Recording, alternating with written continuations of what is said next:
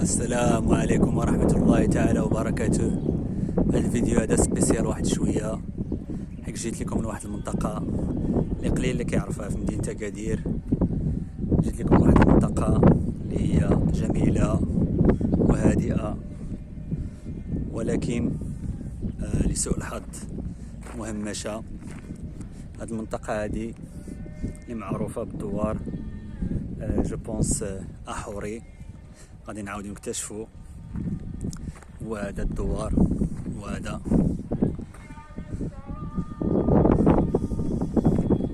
كما كتسمعوا راه اذان العصر، وداك الدوار اللي في الفوق معصرة جو بونس.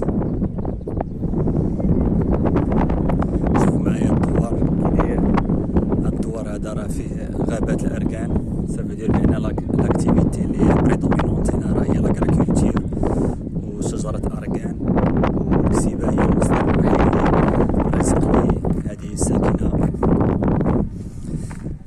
بان لي هنا واحد الملعب ديال كرة القدم،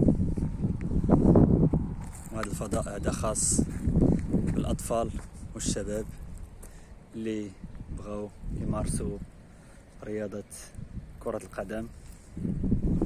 كما كتشوفوا معايا هو هذا الفضاء. هذا الحي هذا، هذا الدوار هذا كيسكنوا فيه الغالبية ديال السكان، هما السكان الأصليين ديال هذه المنطقة هذه ديال مدينة أكادير وديال سفوح الجبال. وهذا الدوار هذا علاش جيت ليه غير باش نكتشف الدواوير اللي وصل لها الطريق ديال محور شرق غرب. كما كتشوفوا معايا هادو شبكة الكهرباء. إذا هذا دوار أحوري هو هذا نكتشفه معكم. هذه هي المنطقة، هي هذه منطقة جميلة، منطقة هادئة.